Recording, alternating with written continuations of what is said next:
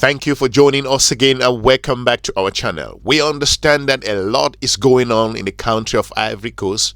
We will dive into that in the next couple of days. We want to have our facts right and to ensure that we provide you more informative discussions in the days ahead. So stay relaxed. We will get into the Ivory Coast discussions in the days ahead. But today I really want to debunk and also more importantly dive into the shameful and the most disgraceful meeting in the geopolitical environment where the United States of America embarrassed itself in front of the global media. So this is the lowest of lows of the geostrategic engagement at the international level. You know, here we talk geopolitics on how Africa engaged strategic partners from around the world. It is shameful that a major strategic partner who claim to work alongside Africa, who have decided to cut aid from the continent of Africa and lambast the continent with also tariffs, has come out to lie against a country in the continent of Africa, a very strategic country like South Africa. Today I have a video to play for you. The journalist who actually took the image from the country of DRC is speaking also for the first time, and he's talking about that this image that Mr. Trump was showing over the television on that day during that news that press conference or meeting the media discussion between Mr. Ramaphosa and the South Africans delegation together talking with Mr. Trump. Those images were not true. They were not from South Africa. How shameful and embarrassing this could be for the country of the United States of America. I think other geopolitical partners from around the world were laughing at the United States at that particular show. Let's play this clip from this journalist. Welcome back. Thanks for staying with us. One of the pictures US President Donald Trump showed South African President Cyril Ramaphosa claiming it was a white genocide in South Africa was in fact snapped from the DRC. And this is according to Reuters photojournalist Jafar Al-Katanti, who says he took the image. He says the photo contains humanitarian workers lifting body bags in the Congolese city of Goma. Emerging news is that the image was pulled from Reuters footage and shot following deadly battles with Rwanda-backed M23 rebels. And for more on this, we are now joined by Jafar, and he joins us now via our video link. Jafar, thank you so much for your time this evening here in SABC News. I mean, let's start off here. You've seen your image making the rounds this whole week and following that meeting which took place in the Oval Office between President Cyril Ramaphosa and US President Donald Trump, and the US President saying that this purports to white genocide taking place in South Africa. What was your immediate reaction when you saw that image? Thank you. To be honest, I was not watching the meeting of President Ramaphosa and President Trump. And the day after, my senior producer and writers sent me the two photos. The photo of the President Trump taking that newspaper and the screenshot of my video. And he's the one who told me, who let me know that President Trump said that that's what they prove that in South Africa there is a genocide of white farmers. And from there I started reading media, and I found that President Trump used my photo to show the world. So I say to lie the entire world in order to convince President Ramaphosa that there is killing of white people in his country. And you would imagine that the United States, looking at its status, has brought itself to the level where it's a laughingstock globally. Why am I saying this? I'm saying this because if you looked at that meeting, there was an image, a number of images that were being brandished, being showcased by the United States of America's leader, Mr. Donald Trump, and claiming that these events, the photographs came from the country of South Africa. But I have news for you. The journalist that actually took those images and is basically debunking and being embarrassed himself that thanks to SABC news channel South Africa, who have done an amazing job, and more importantly put this guy forward to basically say it the way it is. There is no sugarcoating here. So it's important that the leader of the United States of America has always talked about fake news and stuff like that. But in this case, he himself is basically promoting fake news in this particular instance. Were you shocked at all that it was your image being used by the US president saying that there are killings of white people in South Africa? Yes, that was my first impression. I was shocked. Not shocked because he used my image, but first of all, I was shocked because a president is a high authority who have not to use fake news. And as a journalist, my job is to inform, to give good information, and also to fight against fake news and all the surrounding fake news. And when I saw the president of US using my image of Goma saying it's in South Africa, I was shocked. And then also shocked to see that the allegation is very far, many kilometers from the picture to the history he made. And Jafar, maybe if you can also tell us what was actually being depicted in that image in which you took from the DRC. Come again, please. I'm sorry. Maybe if you can just explain to us the image in which you took in Congo, in the DRC, what was taking place at the time, and when was this picture taken? It was on February 3rd, the first week after the city of Goma was taken over by the M23 rebels, and the volunteers of the Congolese Red Cross, supported by the International Red Cross, the ICRC, were burying the victims of the war in the city of Goma.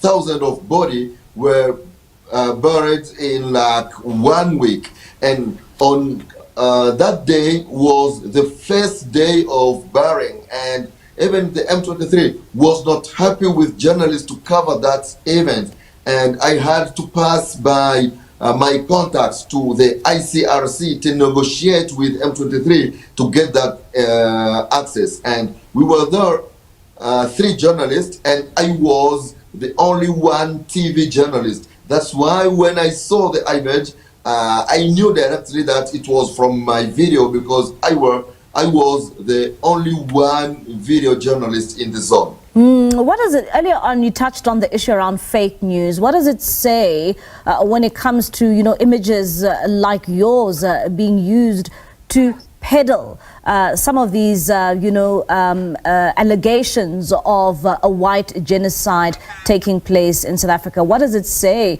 particularly when a world leader is alluding to the world that this is images of a white genocide?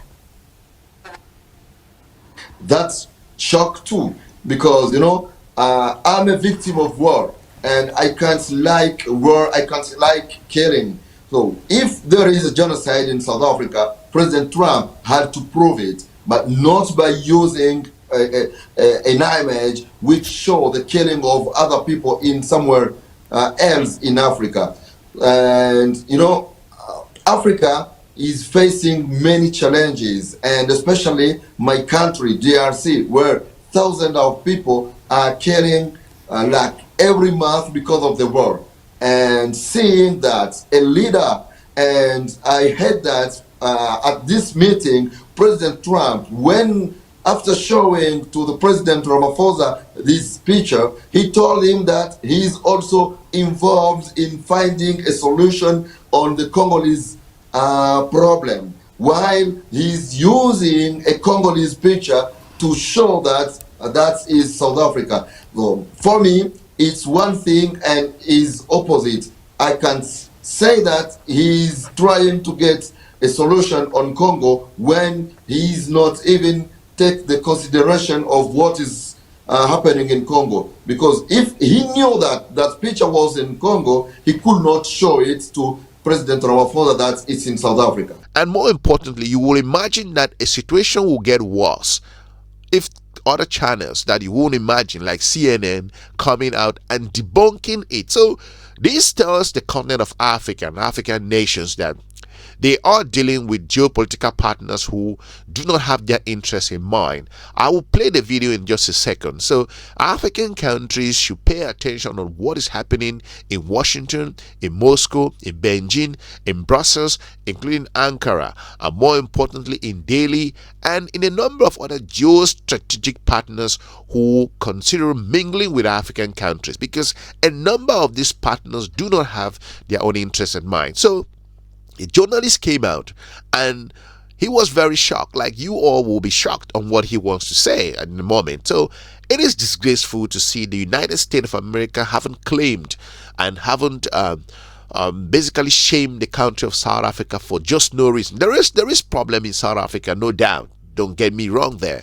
The security issues in South Africa are clear, evident, and South African government and the people in the continent of Africa are observing the events between the United States of America and the country of South Africa, and South African government officials come up clear and owned up that the problem they are facing of security, they're going to deal with it. But however, if the leader of the so-called free world came out and shamefully putting and parading a photograph that does not sit well in the global community, I think it's laughable. Let's play this clip. On to new fallout now from Donald Trump's contentious Oval Office meeting with South Africa's president earlier this week. During that meeting, President Trump held up some printouts of news articles and images that he claimed were evidence of a genocide against white South Africans. Well, as Reuters reports, one of the images is actually from Reuters' video of a mass burial in the Democratic Republic of Congo. It does not depict dead white farmers in South Africa, as Mr. Trump and the White House claimed in front of the South African president and in front of journalists in the White House. For more now, let's go to CNN's Larry Maduwo joining us from Nairobi in Kenya. This Congo confusion, Larry, how are people where you are reacting to it? It is shocking to a lot of people because, as I said after that meeting, based on my own reporting in this region and especially from 15 years in South Africa, a lot of what President Trump used to justify this persecution and murders of white farmers was just untrue, and this is another evidence. When I saw him hold up that picture, I thought it looked familiar. We now know, and Reuters is confirming, that this picture of body bags is not from South Africa. It's actually from the Democratic Republic of Congo. It's from a mass burial in Goma, in the Democratic Republic of Congo, on February 3rd. And the Reuters video journalist Jafar Al-Katanti, who took that video, was surprised to see the president hold up that picture. It's a screen grab that links to a Reuters video from that day. It follows a big assault on that Goma city in the eastern DRC by rebels named the M23, and that was the effect. A lot of people were killed on that day, the days before, and this was a mass burial that was carried out by the International Committee of the Red Cross, and Reuters were the only news organization that were allowed in to film that. So this picture does not depict the deaths of white farmers in South Africa, as President Trump led President Ramaphosa to believe. And the wider question, the point that President Trump was trying to make here, is that lots of farmers in South Africa are getting killed or getting executed, even though he used evidence that does not support that. That picture was from an American conservative online magazine that had talked about both Goma, the Democratic Republic of Congo, and South Africa. And the South African foreign minister was on Amanpour last night, and he brought some statistics with him. In the last 4 years, 225 farm attacks, 101 farm dwellers who are majority black, 55 farm owners who are majority white. So that is a period of 4 years, and that does not represent a genocide. But it is still unfortunate. It should not happen because any crime, it is a crime. And that's why the president then stated that we are dealing with a crime situation. If CNN of all will come out and start saying that the images do not sit well, that it's not correct, it's not the right image, that this particular, in this case, let's call it, it was fake. in terms of what was being displayed. And the United States embarrassed itself. Europeans were watching. The African continent was watching totally. And more importantly, Russians were watching. And also you have the Chinese and other geostrategic partners of Africa. We're looking at that embarrassing situation that the United States of America found itself. I think at this stage, that meeting was so vital that it gave South Africa the opportunity to put itself in the international stage and also to debunk the United States of America's narrative regards to this African country. Let's play this clip from CNN. And that is the argument the South Africans were trying to make in the Oval Office. They have a crime problem, not a murder of farmers. In fact, farm murders, last year when we looked at it, 0.2% of the overall total pool, a small percentage. Yeah, we've been here before. Donald Trump and his press folks using material out of context, so we can now add South Africa to the list. Larry Maduwo, thank you so much for your reporting. Folks, these are challenging times in the continent of Africa's history, and the meeting at the White House is an indication that the continent of Africa has risen, and some geostrategic partners will not and do not accept that particular questioning. And if it means to tarnish their image in a number of areas, the number of ways, that's going to be possible. But in this case, South Africa, to an extent, has, in terms of facts, information is on the side of this country. Irrespective of your position, irrespective of their geostrategic position in regards to the country of South Africa, South Africa's leader, Mr. Ramaphosa, demonstrated at the White House that there is an issue, but we have a grasp on this issue, that you cannot talk us out from this particular situation. We understand what the problems are, but again, our African brothers and sisters in this country are not being persecuted the way that you are going out there and saying it. Let's play this clip. And talking about some of the challenges being experienced in Congo, in the DRC, and you know, when you contrast that to what has taken place in South Africa, where you have 49 Afrikaners who have been fast-tracked to getting refugee status, and where many have said that, well, they are not deserving of this refugee status because there is no white genocide taking place, and when in fact a country like yours is facing a volatility. What does it say, and you know, how do you view that you know, white Afrikaners being given refugee status when there are many on this continent who actually need refuge? As I said, as an African, anything touch an African also touch me. And that is said, and it's not only about Africa, it's about all the world, and especially Africa and my country. And when something like that, killing of people, genocide or war, because here in Goma, NGOs talked about 3,000 people who were killed in 2 days of fighting. It's a lot. And for me, the world must find a solution, and media must also work. As I'm a journalist, as you are a journalist, we must work by sharing good information, the best information, not by sharing fake news, because the problem is also the misinformation and the disinformation, which creates many tensions among people, and people can kill others. All right, Jafar, thank you so much for your time this evening. That's Jafar Al-Kanti. He is a photojournalist from Reuters, and that follows his image there being used and, you know, to peddle information that there is a white genocide taking place. Of course, that image was used in the Oval Office by US President Donald Trump. I want to thank you for watching. Let me know what you think with regards to this particular comment from the journalist who actually took that picture in the country of the DRC Congo, and why do you think the United States of America will come out and propagating such lies to the country of South Africa, despite that South Africa and the United States of America do not see eye and eye regards to geostrategic issues, regards to Russian relationship, China, and more importantly, South Africa's decision regarding Israel and other very important aspects in the global geopolitical environment. So the United States has embarrassed itself. So in my own understanding, this was the lowest of lows of international engagement. I want to thank you for watching. I will be looking forward to meeting you soon in our next episode. Have a good day. Bye-bye.